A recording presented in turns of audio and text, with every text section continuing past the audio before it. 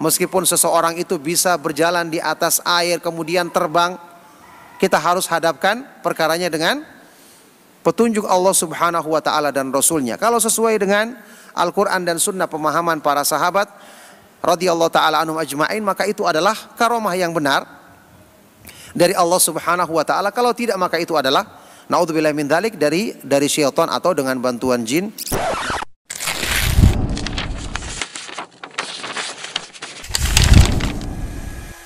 Masalah karomah, kita tahu Ahlus Sunnah wal Jamaah menetapkan adanya karomah dari orang-orang yang beriman, orang-orang yang dipilih oleh Allah Subhanahu wa ta'ala, ya, yakni peristiwa-peristiwa yang luar biasa yang Allah Subhanahu wa ta'ala jadikan untuk meneguhkan keimanan mereka.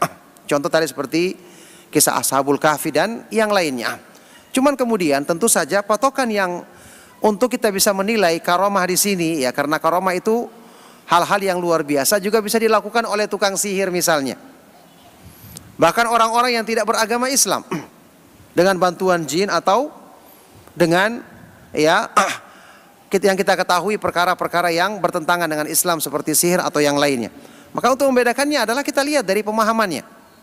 Kita lihat dari pemahaman dan praktek pengamalan dari orang tersebut. Kalau dia sendiri orangnya tidak mengajarkan tauhid, bahkan menyampaikan pernyataan-pernyataan yang bertentangan dengan tauhid atau melakukan perbuatan bid'ah, kita yakin ini bukan dari karomah yang berasal dari sisi Allah Subhanahu wa ta'ala.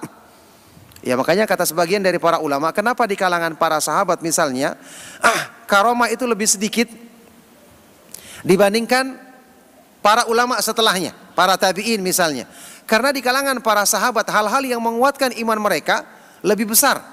Mereka sudah punya keyakinan, ya, yang lebih kuat dibandingkan para ulama yang datang setelah mereka. Adapun para ulama yang datang setelah mereka, Allah Subhanahu wa ta'ala kuatkan keyakinan mereka dengan karomah tersebut, karena tentu keyakinan mereka tidak sekuat para sahabat radhiyallahu ta'ala anhum ajma'in. Oleh karena itu karomah ini juga bukan sesuatu yang bisa orang itu munculkan kapan dia kehendaki. Tidak. Ketika dalam kondisi-kondisi tertentu Allah Subhanahu wa ta'ala ingin menguatkan hambanya ini, yang menolong dia agar semakin yakin dengan pemahaman yang dipegangnya, yang sesuai dengan petunjuk Allah Subhanahu wa ta'ala dan Rasulnya sallallahu alaihi wa alihi wasallam. Makanya kita kenal seperti pernyataan Imam Syafi'i rahimahullah ta'ala yang menyebutkan ya, meskipun seseorang itu bisa berjalan di atas air kemudian terbang, kita harus hadapkan perkaranya dengan petunjuk Allah Subhanahu wa ta'ala dan Rasulnya. Kalau sesuai dengan Al-Quran dan Sunnah pemahaman para sahabat radhiyallahu ta'ala anhum ajma'in, maka itu adalah karomah yang benar dari Allah Subhanahu wa ta'ala. Kalau tidak, maka itu adalah naudzubillah min dzalik dari syaitan atau dengan bantuan jin. Naudzubillah min dzalik. Nah,